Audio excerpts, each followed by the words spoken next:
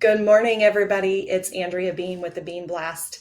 So, whether you are a business owner, an employee, an independent contractor, whatever title that you want to give yourself, if you think of any great sports team or any great company, what is one thing that they all have in common? Well, they all have a scoreboard, or maybe a dashboard would be another word for it. And they all keep track of their numbers. So, do you guys have some sort of a scoreboard or a tracking board or a dashboard that you guys keep in, whether you're in real estate or you're in another industry? What is it that you do to keep track? If you work out, do you keep track of your workouts? Do you keep track of your weights? Do you keep track of your BMI, your body mass index? What is it that you track or keep a dashboard of in whatever you do? So, even think about the world's like one of the I think is the largest company, right? Would be Amazon. Do you think Jeff Bezos keeps track of numbers in Amazon? You bet your bottom dollar he does, right? He absolutely keeps track of what his business is doing. He's looking for trends. He is looking for the story that numbers tell, because you guys, stories absolutely tell a number when you learn how to read them, right? So, real estate, and I'm speaking of real estate because that's what I'm in. But real estate, in its simplest form, is nothing more than just a mathematical equation.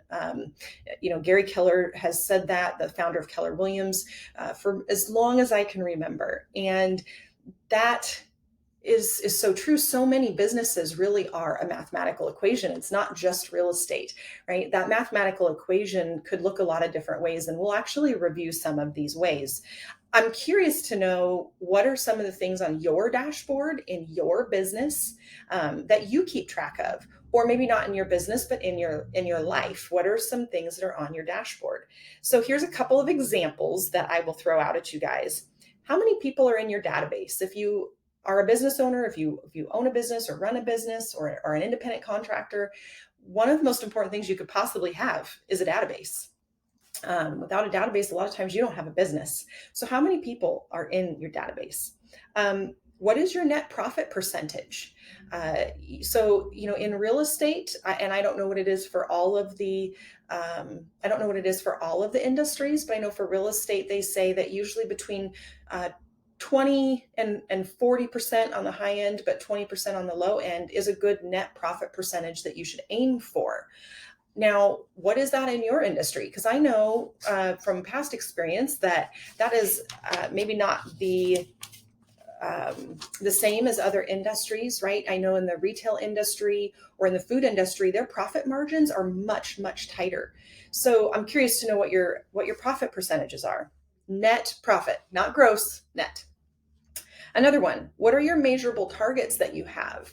Do you have a target of X amount of sales in a year? And do you track that?